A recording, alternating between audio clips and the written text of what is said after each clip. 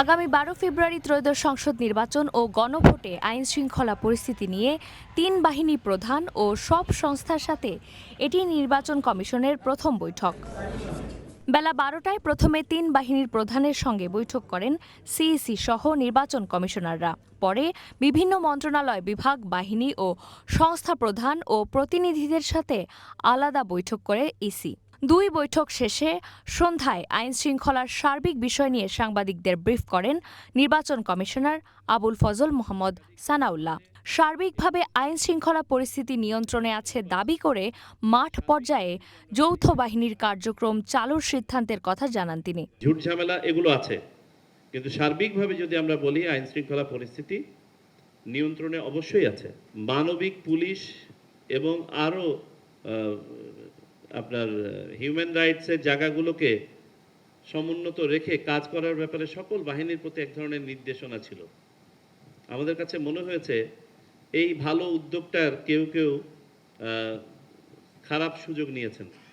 আমরা ইলেকশন কমিশনের পক্ষ থেকে কঠোরভাবে বাহিনী সমূহকে বলেছি এবং সংস্থা সমূহকে বলেছি, আমরা মানবিক হব যারা মানবিক তাদের প্রতি, যারা দস্যুতা করতে চায়, ভ্যান্ডালিজম করতে চায়, নির্বাচনের পরিবেশ নষ্ট করতে চায়, আমার ভাইকে হত্যা করতে চায়, তাদের প্রতি মানবিক হওয়ার দরকার নেই।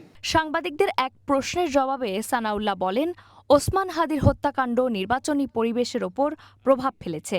তবে দুটি সংবাদপত্রের ওপর হামলার ঘটনা নির্বাচনী পরিবেশের ওপর প্রত্যক্ষ কোনো প্রভাব ফেলেনি বলেও মন্তব্য করেন তিনি। আমরা এই ইনডাইরেক্ট আলোচনায় এসেছি কারণ এটা একটা ভ্যান্ডালিজম এবং এটাও আমাদের নির্বাচনী পরিবেশের উপরে প্রভাব ফেলছে।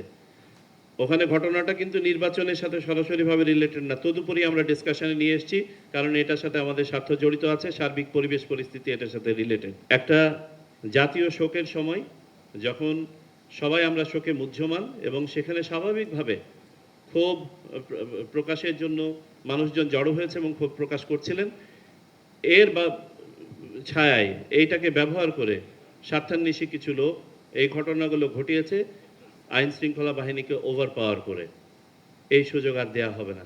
তিনি বলেন, নির্বাচনকে যারা বিঘ্নিত করতে চায় তাদের টার্গেট শহর এলাকা, তবে নির্বাচনী পরিবেশ যারা নষ্ট করতে চায় তাদের পালাতে দেয়া হবে না বলেও হুঁশিয়ারি দেন তিনি। যে যারা নির্বাচনকে বিঘ্নিত করতে চায়, আন্ডারমাইন করতে চায়, তাদের টার্গেট কিন্তু মূলত শহর এলাকা, খেয়াল করে দেখবেন। এবং তারা খুব খুব অর্গানাইজভাবে সম্ভবত টার্গেটেড কর্মকাণ্ড করছে। চোরাগুপ্তা হামলা হচ্ছে যারা হেরে যায় তাদের একটা কৌশল,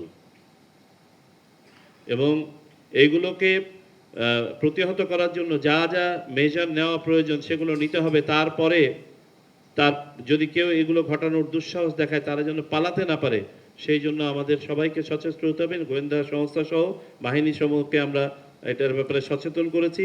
রাজনৈতিক দল এবং প্রার্থীদের প্রতি আমাদের নিবেদন থাকবে, অপরিচিত ব্যক্তি যে আপনার। এদিকে হাদির হত্যাকাণ্ডের ঘটনায় গোয়েন্দা বাহিনীর তৎপরতায় কোনো ঘাটতি ছিল কিনা তা পর্যবেক্ষণ করা হবে বলেও জানায় নির্বাচন কমিশন। যা যা ধরনের কর্মকাণ্ড হাতে নেওয়া দরকার তারা যেন সেগুলো নেন। Chandrima Chowdhury, one news, Dhaka.